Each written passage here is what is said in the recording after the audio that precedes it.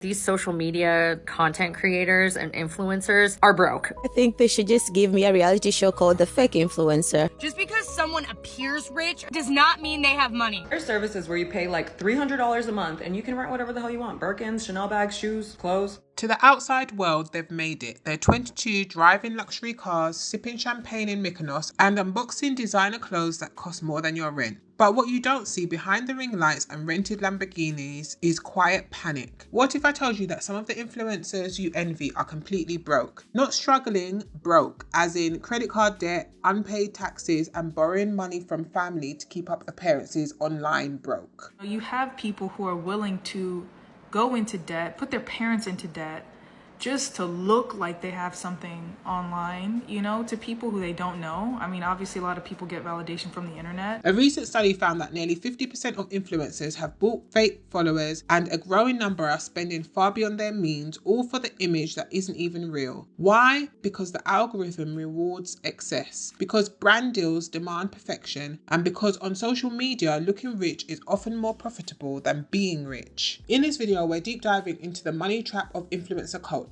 how creators are falling into debt, losing their identity, and risking it all just to make it. This is a side of social media they don't want you to see, and it's time we talk about it. Hi babes, my name's Taja, mother of twins, lover of luxe things, and your guide for showing up with style and intention. In the beginning days of social media, it was all about opening a window into your life. Think Facebook, early 2000s. You know, you're taking pictures of yourself, where you're going, your family, communicating with close family and friends, maybe keeping in touch with acquaintances who are maybe distant, and even meeting new people. But in 2025, social media culture has definitely shifted. We have moved from relatability to more aspirational posting. I do think that we are experiencing another shift. Social media users seem to be yearning for relatability, or at least the perception of relatability, and are seeking out content that seems to be more down to earth. Social media is so hard because you feel like most of the people you're watching on here live such a glamorous life, which is why I find it so refreshing when someone makes a video about something that isn't so glamorous. I personally feel like that makes you so much more authentic and real, and I will be more likely to follow you and invest my time in you because I feel like you are showing up and being your true self, versus someone that's trying to create this glamorous aesthetic that I personally don't really find interesting anymore. But the majority of social media content is still very curated, is in some ways still very fake. Instagram isn't just about posting your most recent selfie. People have entire crews, hire venues, hire photographers to take pictures for platforms like Instagram. And at this point, people have made entire careers through posting on platforms like Instagram, TikTok, and YouTube content that is overly glamorous, filled with hauls, over-the-top luxury, holidays, jewels, watches, all of the things. Think creators like Becca Bloom and Malika Raja. Most of us can't scroll through our For You page without seeing some kind of post about something that seems to be luxurious. Like, I really don't care that you're flexing a G-Wagon that your daddy bought you. I really don't care about your Chanel shoes. I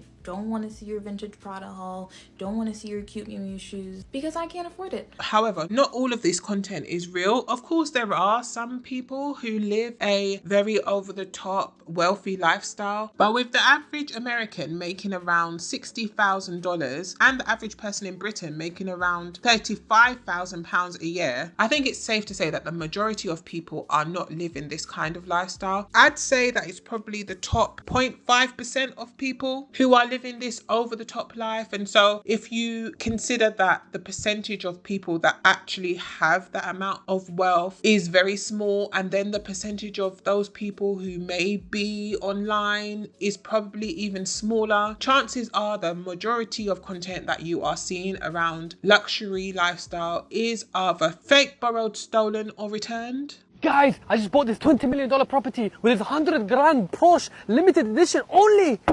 You got that? Yeah, got that. I'd rather hurry up. I need to return this to the car hairing company. I think we've all heard at some point in our life the advice to fake it until we make it. I think the popularization of this kind of content was born out of celebrity culture and your everyday person wanting to feel more aligned with being a celebrity. I definitely think that the early to mid 2000s proved to be a turning point in content creation. Although I do think that there were indications of this shift for some time before that. The rise of reality TV and the more accessible accessible that celebrities became, the more they were emulated. So if you think as early back to when Paris Hilton and Nicole Richie had their reality TV show, and then the Kardashians, this type of TV just really gave viewers an insight into what could be possible. The over-the-top parties, the events, the outfits, the stylists, the handbags, the cars. I think people really try to mimic this type of content online, and as a consequence were able to gain loads of attention and followers. I think a lot of creators lean into creating a luxury brand by posting luxury content without the actual means to do so sustainably. And so as a result of this, they are getting themselves in tons of debt. Instead of owning these cars and jets and mansions, they're renting them. Like, influencers are living way above their means and they're not actually that rich. They're in debt. They're begging for money. Nothing is ever what it seems. And I know that people go on the internet and they look at these people with the nice cars that are making thousands of dollars per video, and you just assume like, wow, I wish I had the money that they had. But one of the things that people fail to understand when they see these rich people on social media is there's a thing called credit card. There's a thing called debt. And people just assume that everyone has the money outright to go doing all these crazy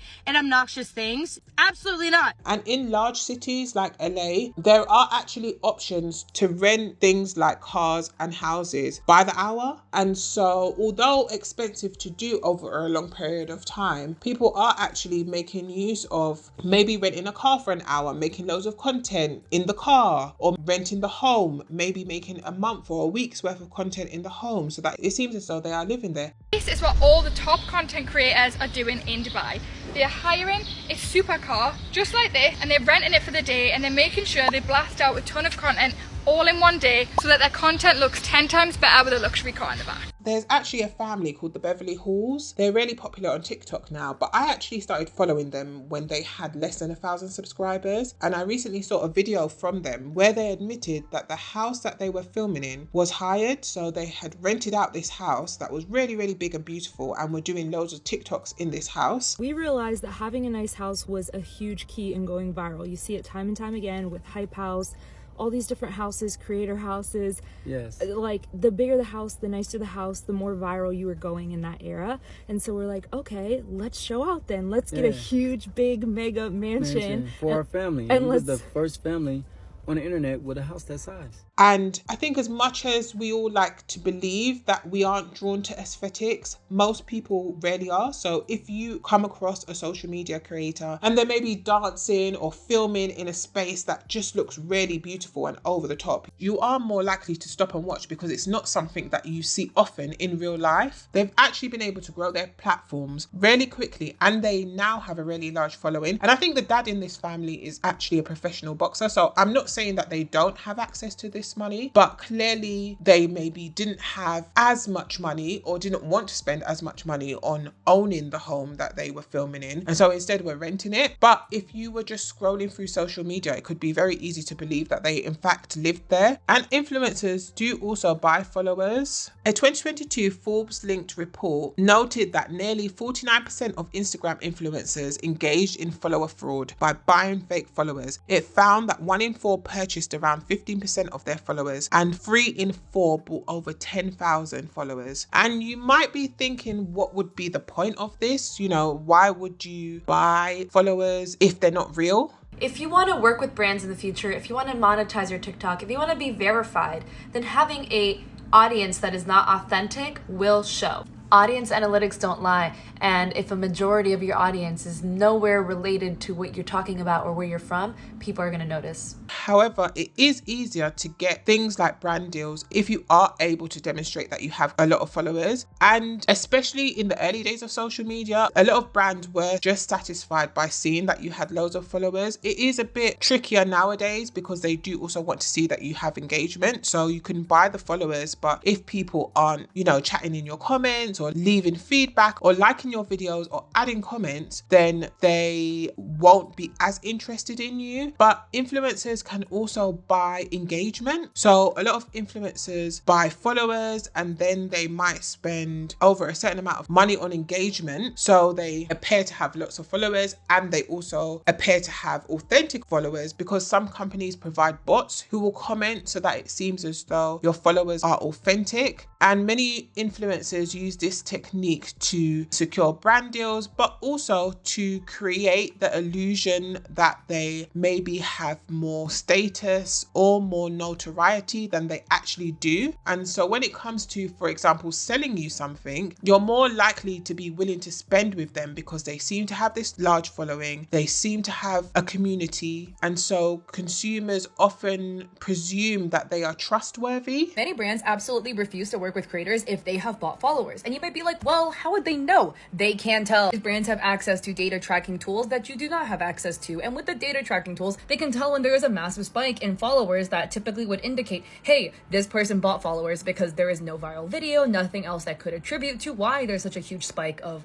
bot followers. Shopify also reported that 1 in 4 influencers have bought fake followers. And at this point, we can't go a week without somebody being exposed for faking their lifestyle or committing fraud in order to fund their social media persona. I think that the pickle that some people get themselves into is that for some, this technique is actually effective. As I described with the Beverly Halls, it seems as though their investment has paid off, right? Renting a place, filming content, and growing a following can work for some people. And so I think that there are many content creators who see their counterparts or see other creators using this technique, maybe buying followers, buying engagement, maybe renting houses, renting cars, buying luxury items, filming hauls, returning it all, and think if they can just do this for an amount of time, that at some point they'll blow up and then they'll have the sponsors and businesses contacting them. But actually the number of people that this actually works for is so small. Statistics show that around 0.25% of all YouTube channels are making money. And so the chances of anyone becoming successful on platforms like YouTube is very small. And so the technique of borrowing money or lending money or buying purchases on credit cards, spending lots of money, hiring houses, hiring fake planes for photo shoots is all very risky. And the majority of people do not end up making this money back through social media. Follower count does not equal income. I know creators with massive followings that make barely any money, and then I know creators with a tiny amount of followers and they're making 6 figures. But the part that nobody talks about is that the money is extremely delayed and can be deeply inconsistent.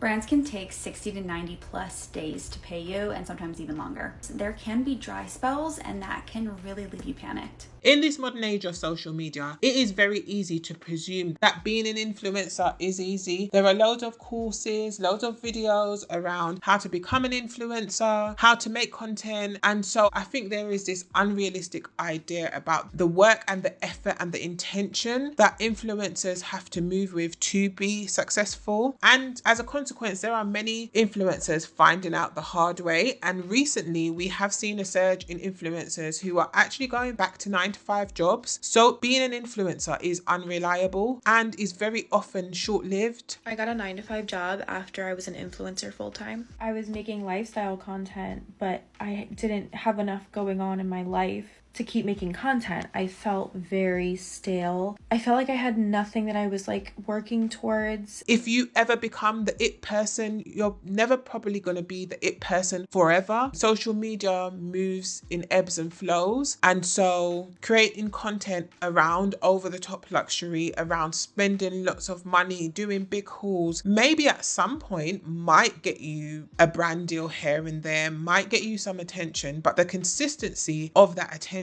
is usually short-lived, and if not short-lived, definitely has an end time. And even nowadays, as I've described, having a large following alone is not enough. And so you'll often see on places like YouTube, channels that have maybe 1 million followers, and then they release a video and they're only getting 10,000 views. It happens all the time, which makes it difficult for the average creator making maybe content that they're just passionate about to have a sustainable income. Social media is run based off attention, and there's no way to control the amount of attention that you get, really. You create the content, you put it out there, and you hope that people have an interest in it, but that interest is not always guaranteed. social media also requires consistency, and so to consistently spend hundreds of thousands of pounds every month over a period of years is unsustainable for the richest person. And so it is totally unsurprising that influencers are going broke and are finding they are maybe ending their influencer career with no savings, no assets, and not much else to show for it other than experience. How many influencers do you know that have really stayed relevant long term?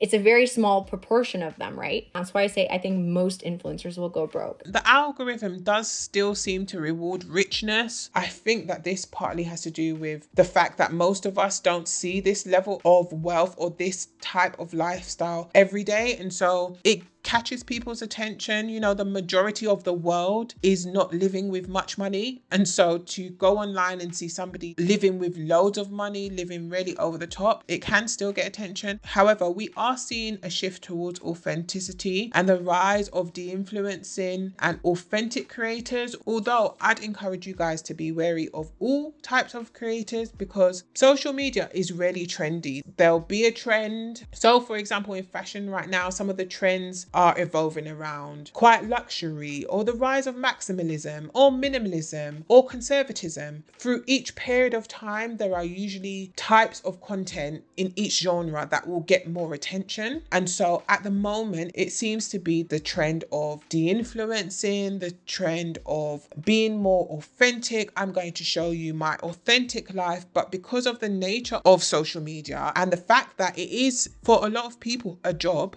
it can be difficult for creators to be 100% authentic all of the time. If you know you have to put out some content over a month, you have to plan for it. So that alone means that all content has an element of curation. You have to put the camera up, you have to think about the angle, you have to think about what you're going to say, you have to think about what you're going to show, what it looks like. So although I think it is something that is difficult to do, authenticity, it is something that social media users are seeking out more of. Ever since I changed my TikTok niche and started posting just more authentic talking videos out of nowhere, my content has been doing so much better. Viewers now seem to be drawn more to influencers who are speaking frankly, which is also why I think we've seen a rise of creators talking about what they actually have done to create the lifestyle that they are sharing online. So there have been many creators who have shared that they are putting their purchases on credit cards, or they are taking out debt, or they have taken out debt, or they have borrowed money. And we have seen some creators like the Nikki Skies and the Lydia Millens who have maybe shifted their content or scaled back the over-the-topness of their content. I feel like a lot of OG, content creators and influencers, they've fallen off because they refused to, adapt with all the new social medias coming out. They just think that their name will carry them forever, and it just doesn't. It seems that culturally, social media users are preferring realness over polish. Faking affluence can really make you broke. It's always important to question what you see online. Not everything that glitters is gold.